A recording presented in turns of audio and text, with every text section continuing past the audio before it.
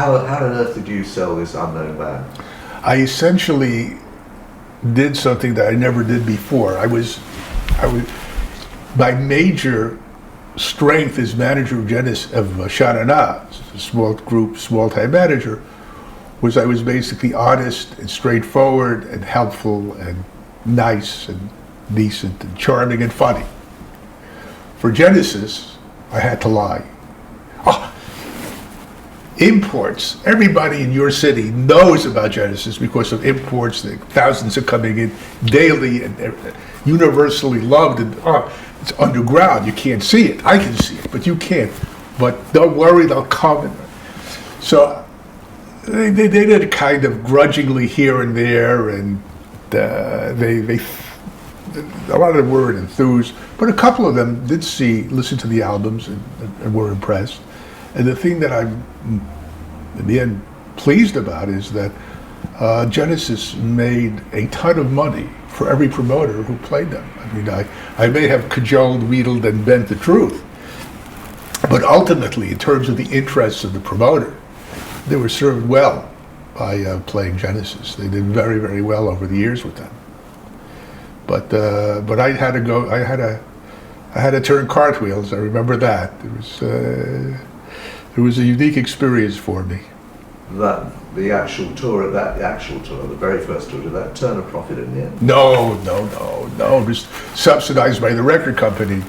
Absolutely not. I mean, lost money. I mean, couldn't. I mean, you know, the group was basically was unknown, but it did make an impact in its initial performance on the market. It was able to come back and, you know, build, and it built very quickly, very, very quickly, and it became a headliner. The initial tour, which I was responsible for, 18 cities, they were totally unknown. And they had to play all kinds of venues with all kinds of various facilities, not all first class. And the major event in the tour was playing Chicago. I had to book them in Chicago, and the only place I could was in the Chicago Amphitheater, a 12-hour all-day show starring Richie Havens. Now, if you know Richie Havens and you know Genesis, you know that they don't belong on the same stage together. But I had no alternative. 9,000-seater, 8 o'clock in the evening, Genesis is introduced. They go on stage. Half the audience walks out. I'm sitting in the light booth, grabbing my head. I said, "Oh, woe is me. What a wise guy. Here I am trying to fill an inside straight to get him in Chicago, and this is just, it's better that they didn't play Chicago, and I'm carrying on, and I'm hitting my head against the wall." Now, in those days, Genesis ended their show with huge magnesium flashpot explosions. You know what a flashpot is? Like 1,000 camera, what do you call them? Flash bulbs. 1,000 flash bulbs. 1,000 flash bulbs going. That night, the crew put in twice as much magnesium as normal, so it was like 10,000 flash bulbs. I'm standing there. The explosion goes off. Not only does it blind me, it knocks me physically against the wall. All of a sudden, I notice people trickling back. It seemed that the light was so powerful that people standing at the refreshment stand were blinded. If people were sitting in a toilet stall, the light would come underneath, knocking them back. Everybody who left came back, gave Genesis a 5-minute standing ovation for blinding them. Genesis did 3 encores, and I was able to call myself a great manager.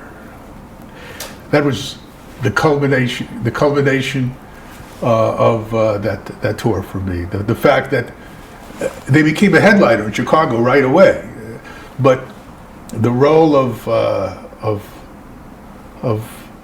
fortune, humbling, and in this case helpful. I remember this moment very well. The phenomenal down, and then the exhilaration of the accidental redemption. That's one of my favorite memories.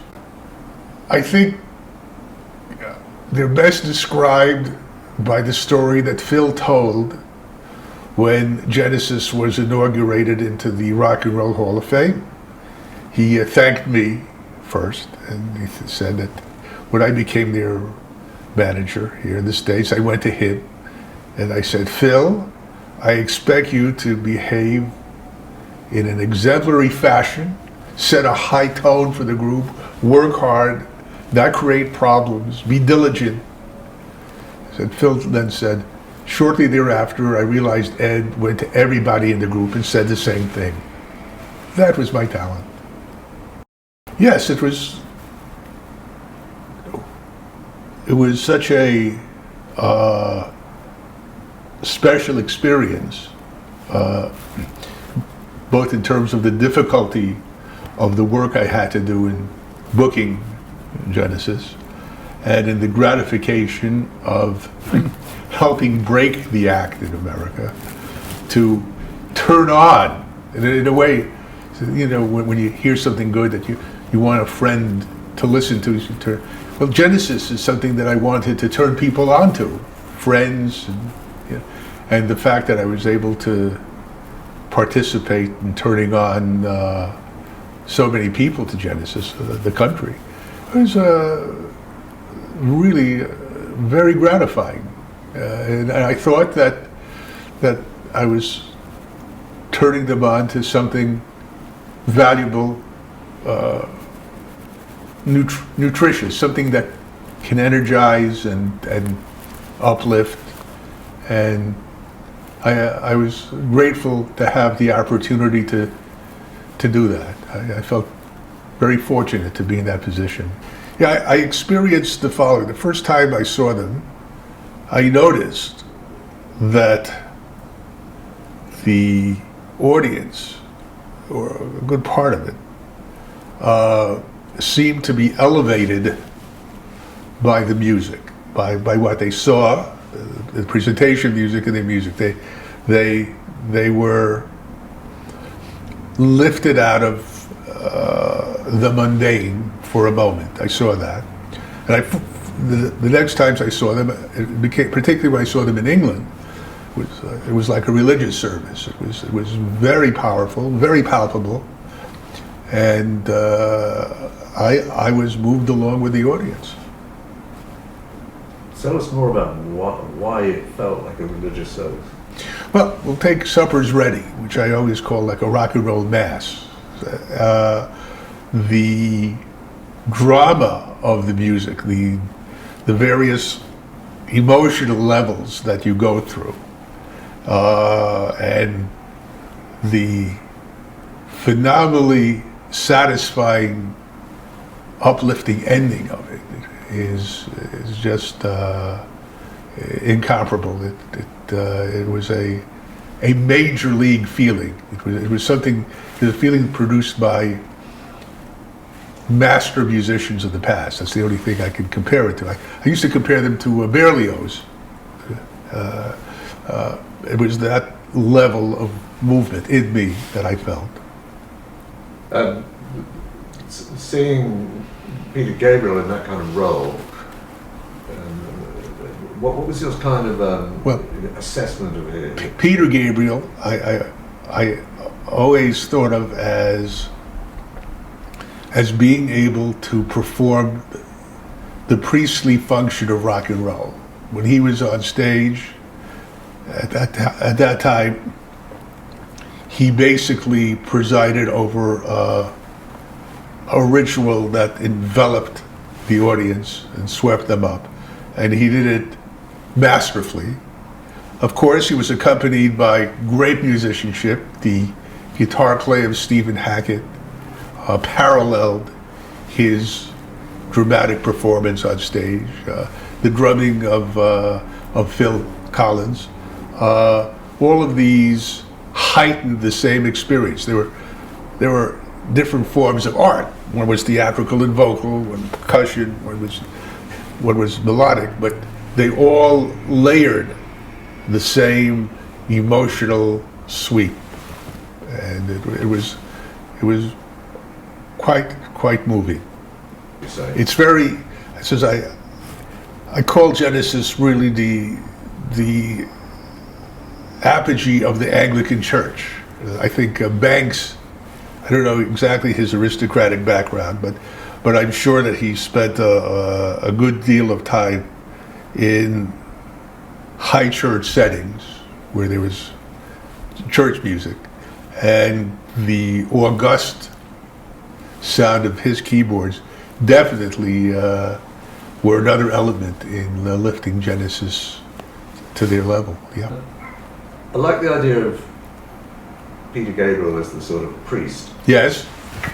I mean, visually, that's kind of, it's kind of triggered, isn't it, that idea? He understood it the way that he was responsible for choosing his costumes and the presentation, his physical presence. He was aware of it totally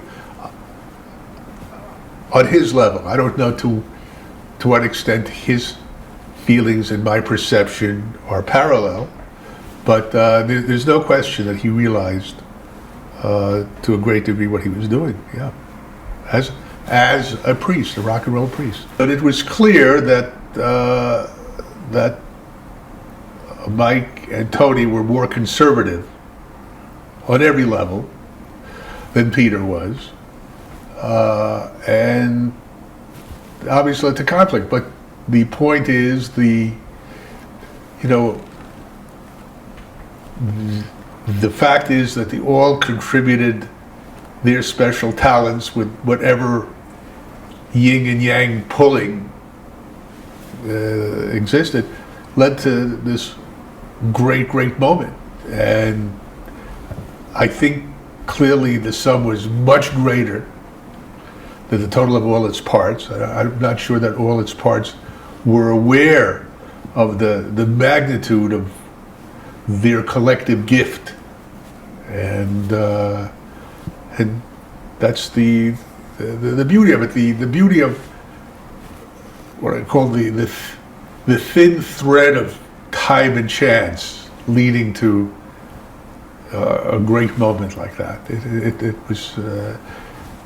There's no question that there's conflict, but the thread held for a while, and it was marvelous.